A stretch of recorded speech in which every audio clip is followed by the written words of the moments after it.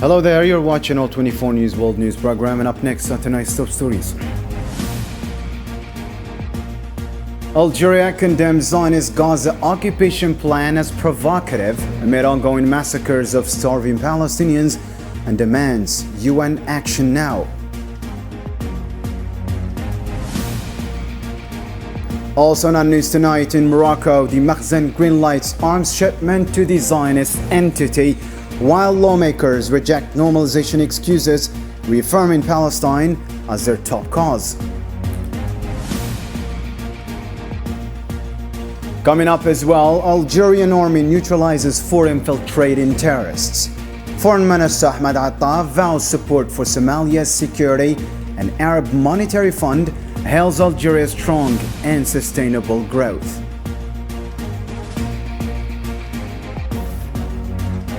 Later on, diplomatic clash. Moscow accuses European leaders of blocking US efforts on Ukraine as the EU rejects any deal without Kiev and calls for an emergency meeting. The details are straight ahead. Welcome back and great to have you with us. Leading on news tonight, Algerian Minister of State and Foreign Minister Ahmed Attaf condemned the Zionist occupation's announcement to extend control over Gaza as unjust and provocative. In a joint statement with Somali counterpart Abdisalam Abdi Ali, Attaf warned this move strikes at the heart of the Palestinian state project and seeks to erase the internationally agreed two-state solution. لجنة حكومية مشتركة تعنى بالتعاون الاقتصادي القضية الفلسطينية. The Palestinian cause is facing the threat of liquidation today in light of the ongoing genocide crimes in Gaza and the revival of displacement plans, as well as in light of the insistence of the Israeli occupier to undermine and obliterate the features of the two-state solution agreed upon regionally and internationally, starting with its recent unjust and provocative declaration to extend its authority over Gaza with the aim of striking at the core of the Palestinian state project. وذلك بهدف ضرب مشروع الدولة الفلسطينية في الصميم. On a related note, Algeria's UN envoy Ammar Benjama condemned the Zionist occupation's plan to forcibly displace Gaza's population and impose full military control over the Strip. Addressing an emergency UN Security Council session on the Middle East, he described the situation in Gaza as hell under an occupying power that endangers international peace and security. Nous remercions le sous-secrétaire général, M. Terre. Gaza is facing hell. It is in the hands of an occupying power that threatens the international peace and security. Algeria condemns in the strongest terms the decision of the Israeli cabinet to displace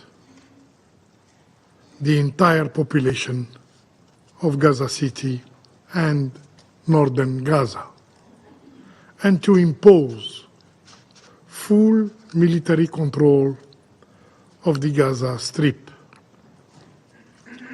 as if Gaza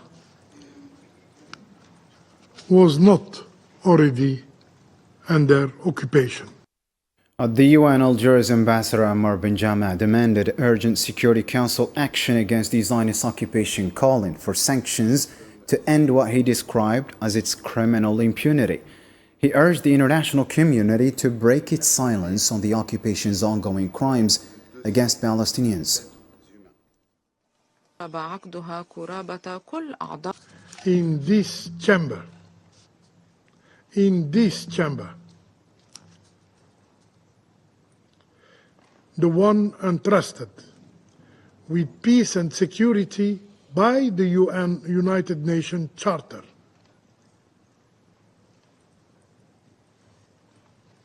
sits. The Council sits silent. The Council says nothing. And silence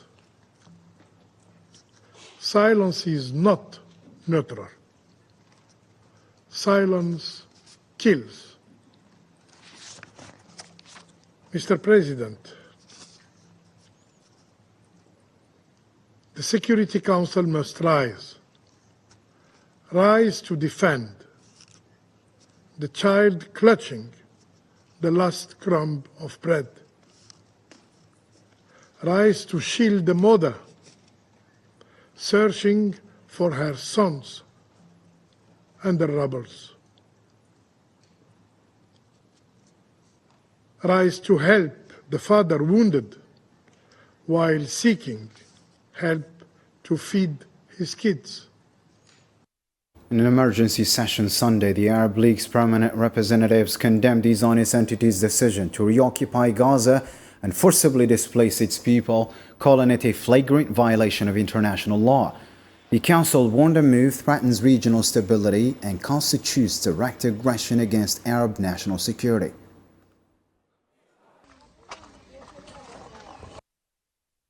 The Council condemns the decision and plans of the occupation government aimed at entrenching the occupation of Gaza and displacing its residents, which constitute violation of international law, blatant aggression against Arab national security and interests, and a threat to peace and stability in the region. Despite 22 months of genocidal violence, Gaza's people remain steadfast in defending their land, now drenched in martyrs' blood, refusing to surrender even an inch to the Zionist occupation forces. Yasin Rukti has the full story.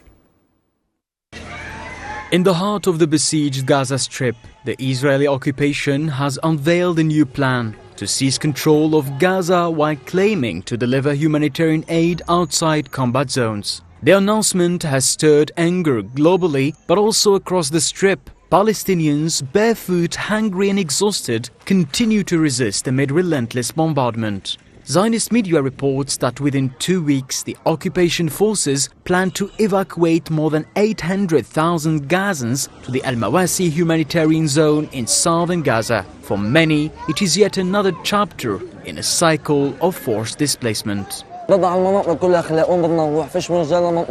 Everything is destroyed. There is nowhere safe in the Gaza Strip, where we are supposed to go. Living in tents is not a normal life. We have already endured so much suffering and humiliation fleeing south. Netanyahu cannot force us to surrender. I want to tell him, you cannot expel us. Do what you want. We will remain on our land. We don't want your food or your water. We will stay here until the end. For Fatma al-Shimbari, like countless other Palestinians, the prospect is unbearable. Displaced several times since the beginning of the genocide against Palestinians in Gaza, she says the thought of moving again is almost impossible to endure. I have 9 children, all young, and my husband is injured. The displacement will be difficult for us, so I prefer to stay here in Gaza. Most people will probably stay. Not everyone will move again. We prefer to stay here. Wherever they take us, we will be humiliated and we will die, just like here, where death is everywhere. We remain Palestinians, and we will remain on the Palestinian land that shelter us. No country will shelter us as much as our country, Palestine. The decision to seize control of Gaza, taken after a meeting of senior Zionist officials from Benjamin Netanyahu's office, comes in defiance of mounting international calls to end the war on Gaza. Humanitarian groups and organizations warn that such a large-scale ground operation will likely push Gaza deeper into catastrophe. With food, water and medicine already running out, more than 2 million people are left to face the unthinkable. A daily fight for survival under the shadow of airstrikes, famine and disease, where each day claims more lives than the last. Early Sunday, Zionist bombardment killed at least 26 Palestinians in relentless attacks across Gaza. In Gaza City's Al-Shujaiyah, an airstrike leveled a home to the ground, killing 10 people. 3 more died in a strike near northern port. At Al-Nasser hospital, medics received 5 victims, including 2 children and a woman, from shelling in Al-Mawasi's displacement camps. 4 others were killed in central Khan Yunis, while strikes on Nusayrat and Deir al-Balah claimed 4 more lives, including a child.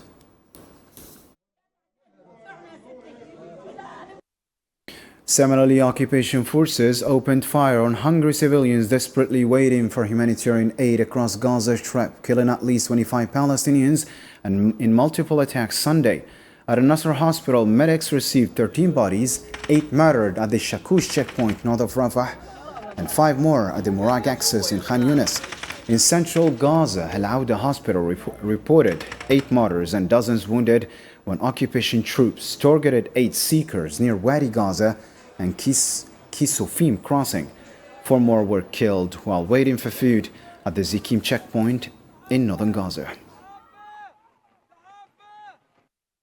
The Palestinian Health Ministry in Gaza Strip reported Sunday that 5 more Palestinians, including 2 children, have died from starvation and malnutrition in the past 24 hours, bringing the total death toll from the Zionist occupation's blockade-induced famine to 217 victims, among them 100 children.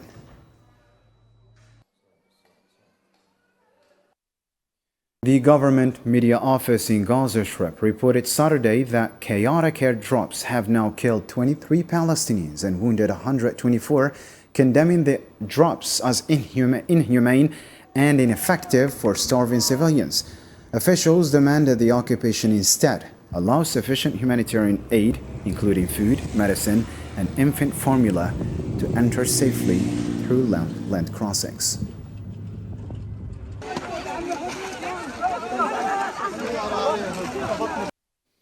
Still with Palestine-related news, but from Morocco now. The Moroccan branch of the BDS movement revealed Sunday that the cargo ship Maersk Norfolk departed Tangier carrying F-35 fighter jet components bound for the Zionist occupation's Haifa port. The military shipment, destined for the Zionist Air Force, highlights ongoing complicity in arming the occupation.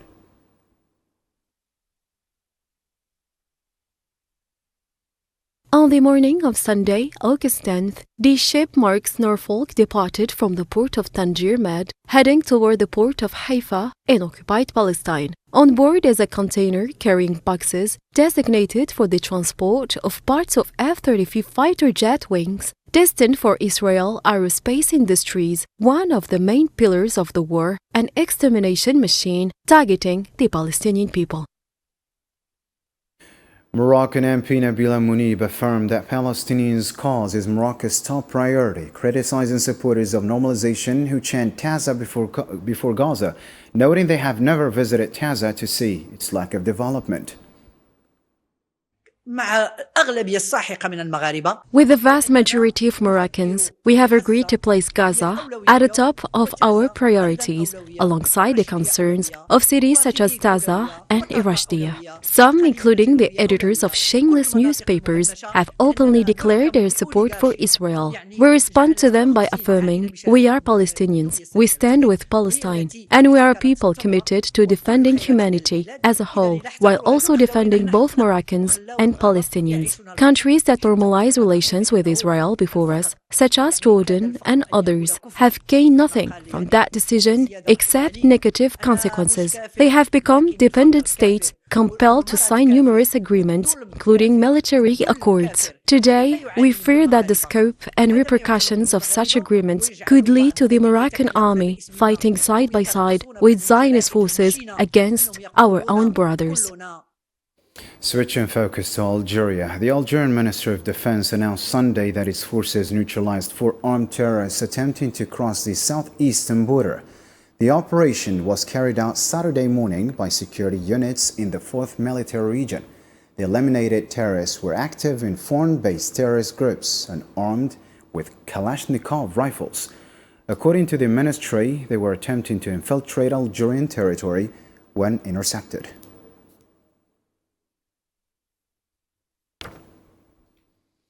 The Defense Ministry confirmed its forces neutralized 4 armed terrorists attempting to cross the southeastern border Saturday. The operation demonstrates the military's constant vigilance in protecting Algeria's sovereignty and citizen security. Sofiane Kanturi has the details. Vigilance, readiness, and high professionalism have become the hallmarks of the Algerian army, which works tirelessly to combat cross-border crime and eliminate anyone seeking to disrupt national stability or undermine citizens' security. These results are the fruit of high-level training and the comprehensive, integrated approach covering all fields. This has strengthened monitoring and protection systems across land borders, maritime space, and airspace, while maintaining pressure on the remnants of terrorism. The progress and professionalism achieved were no accident. but the outcome of a clear-sighted vision built on a comprehensive and interconnected approach across all domains, from training and combat readiness to education to development infrastructure and equipment forces with the latest arms and technology, as well as the presence of deployment of units of the People's National Army across the whole country. The soundness of this vision is confirmed by the quality results achieved, especially in fighting terrorism and organized crime in all its forms and in securing our long national borders. The successor of the National Liberation Army has over decades accumulated the experience needed to secure a leading position in line with the development of Algeria's armed forces and in awareness of the demands of the current phase with its pressing challenges. What has been achieved is no small matter, thanks to the major efforts deployed at all levels. Yet the road ahead remains long and demanding amid fast-moving transformation in a tense and an unstable regional international environment. This calls for fully meeting the requirements of current challenges and anticipating future developments, underpinned by solid national unity and a strong, cohesive domestic front rallying around the supreme interest of the nation.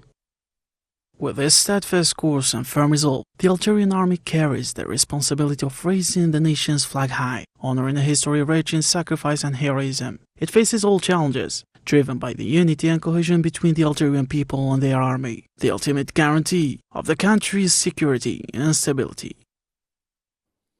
On the diplomatic front, Algeria and Somalia agreed to boost cooperation and expand the legal framework of their bilateral ties. On Sunday, Foreign Ministers Ahmed Attaf and Abdissalam Abdi Ali signed 3 agreements to establish a joint government committee, set up a political consultation mechanism, and promote cooperation in diplomatic training.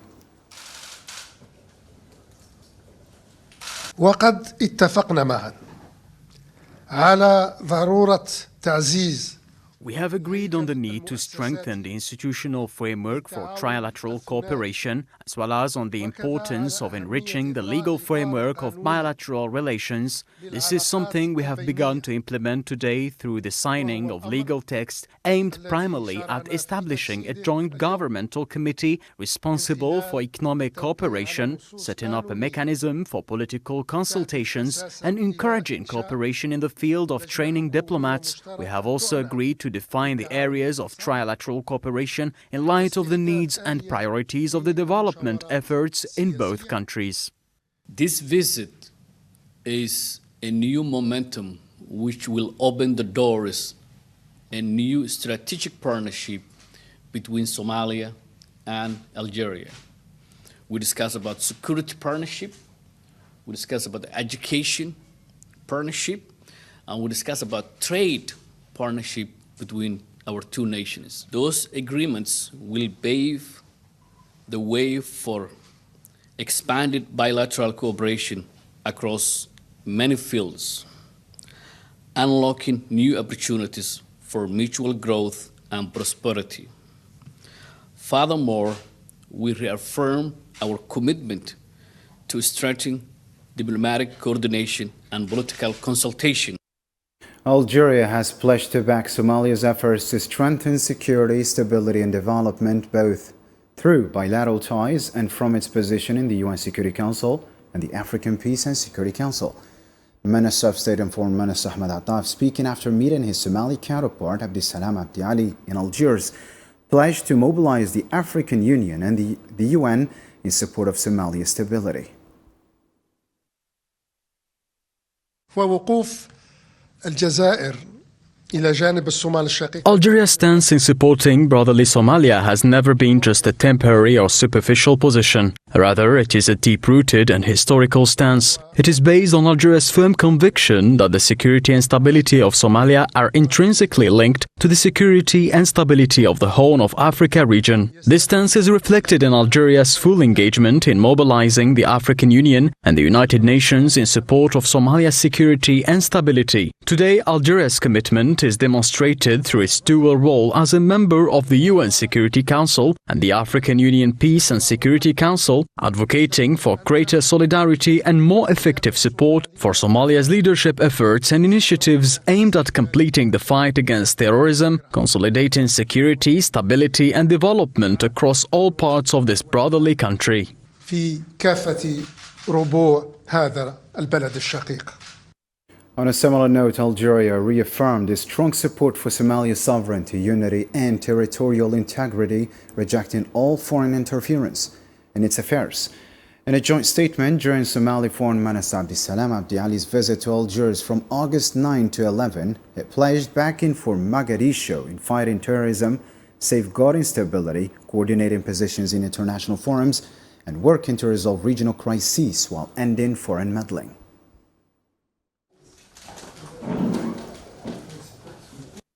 According to the Arab Monetary Fund report, Algeria's economy will maintain 4.5% growth through 2026 with falling inflation, praising its diversified, sustainable expansion beyond hydrocarbons. Salman Sib reports now. In a volatile economic environment, Algeria stands out as a balanced model, successfully combining strong growth momentum with effective inflation-curbing policies, affirming its position as one of the emerging growth hubs in the Arab world. This was the assessment of the Arab Monetary Fund regarding the Algerian economy. According to the monthly report issued by the Arab Monetary Fund, Algeria's economy is expected to continue recording robust growth with a projected rate of 4.5% in both 2025 and 2026. This growth is supported by the ongoing recovery in the non-oil sector, which is expected to grow by more than 5%, driven by development policies aimed at diversifying the productive base and enhancing the competitiveness of alternative sectors. The report noted that the increasing European demand for Algerian gas plays a pivotal role in stimulating investment in the hydrocarbon sector amid global energy market transformations. This positions Algeria as a key player in the stability of the regional energy market. The report also praised Algeria's ability to rein in inflation, reducing it from 9.3% in 2023 to 4.1% in 2024. This achievement was attributed to the effectiveness of monetary and economic policies, which included a flexible exchange rate for the dinar, easing of import restrictions, and improvements in local agricultural production. These positive indicators, according to the Arab Monetary Fund, position Algeria as a model for balancing the demands of rapid growth with macroeconomic stability, a challenging equilibrium that could not have been achieved without a clear economic vision supported by deep structural reforms aimed at building a productive, diversified, and sustainable economy. And as you followed in our tonight's headlines, Russia's Security Council accused European countries of trying to block what it called U.S. efforts to end the war in Ukraine. Deputy Chairman Dmitry Medvedev wrote on Telegram Sunday that some European politicians are working to thwart Washington's attempts to resolve the conflict. Both parties, actually, and we'll be knowing people are going to Russia. For her part, EU Foreign Policy Chief Kaja Kallas stated Sunday that the bloc will not accept any Ukraine peace agreement negotiated between Washington and Moscow without Kiev's participation. In an email to the international media, Kallas urged EU foreign ministers to convene an emergency meeting ahead of the upcoming US-Russia summit in Alaska.